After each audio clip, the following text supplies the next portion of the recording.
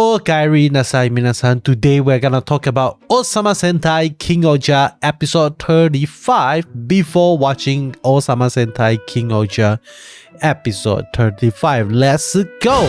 次回王様戦隊キングオージャー。シュゴッダムは Let's 宇 go 宙王に仕える定め。ンコそば攻略戦、まずは内側から崩す。王のために Damn.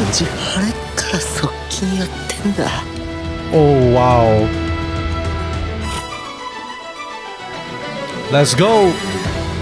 I am hoping to see some incredible acting in this episode because we actually get to see Yanmaga's origin story. How the hell did he become king? How the hell did he actually gain the respect of the people of Nunkosopa? And we are gonna see not only his story, but we are gonna see the story of Himeno. We're gonna see the story of Debowski, of Rita, on the rest of the crew itself. Okay, but I felt like this only really kind of like works for Nunkosopa and also Tofu, because for Himeno to resume her royalty position and kind of like go on that journey is I don't think they would actually reveal quite a lot of her past, because we actually already know what happened and her parents are already royalty. So I'm not sure how they are gonna do the story, if this is how if this is the direction that they are gonna go forward. But with that being said, let's take a look at the trailer scene by scene to figure out what we can learn. So we start off. Did I mute? Okay.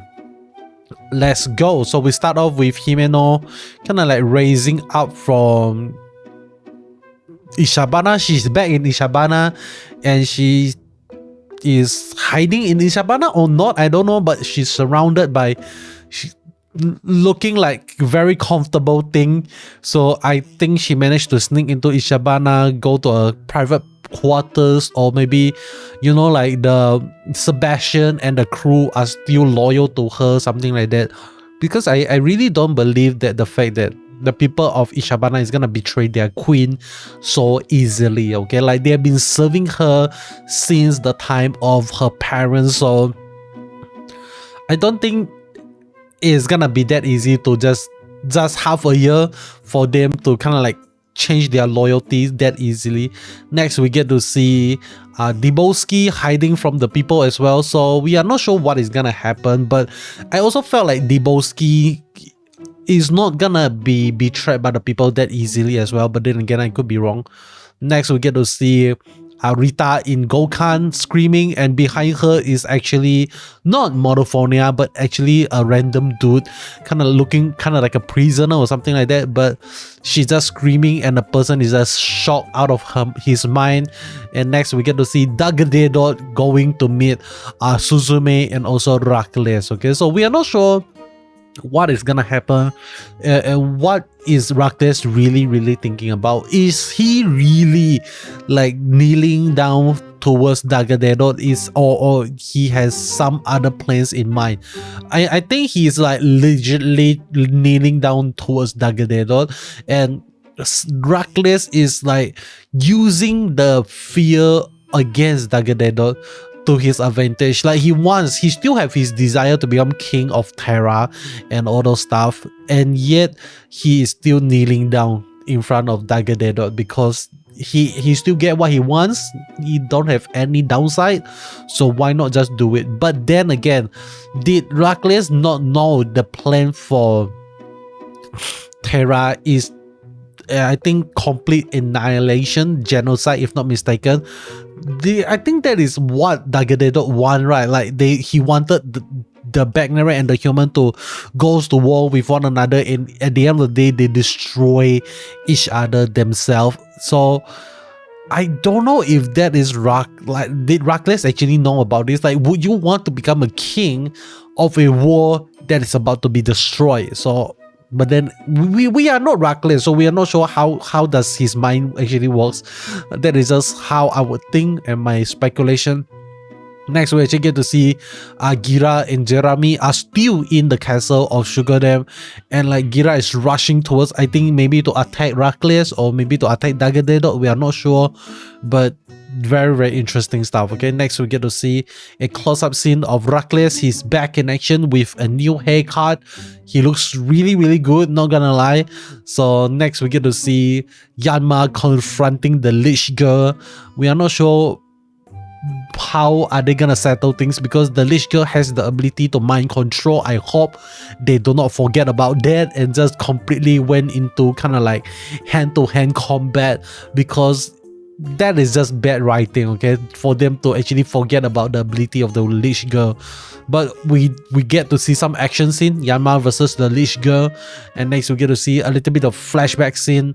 Shiopara is actually not wearing a lot of clothes, just wearing kind of like a normal suit and like doing a little bit of salute. I'm not sure towards who, but maybe towards Yanma. And we get to see this is the crew that follows Yanma in the beginning of his journey, okay, like from the streets to the king, from the streets to the throne.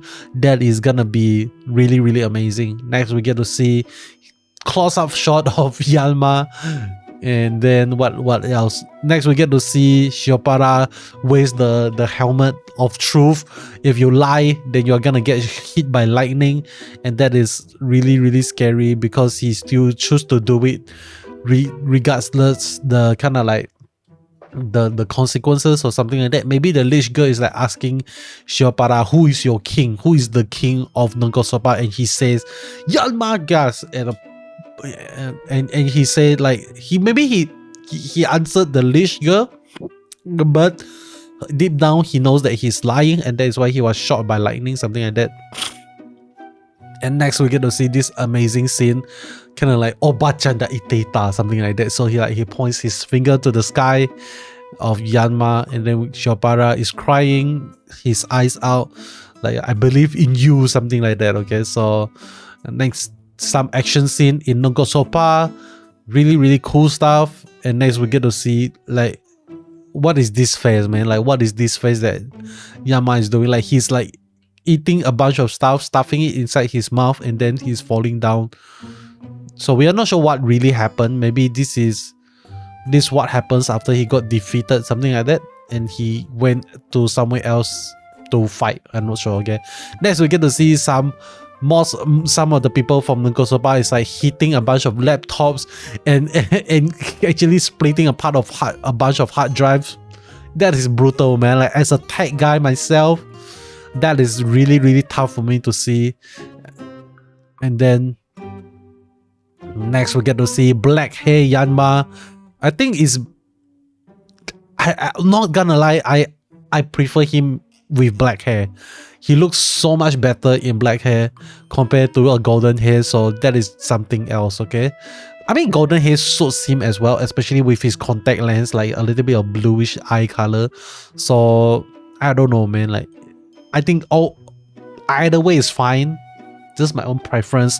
But that is the end of the trailer. Really, really amazing thing we actually get to see here.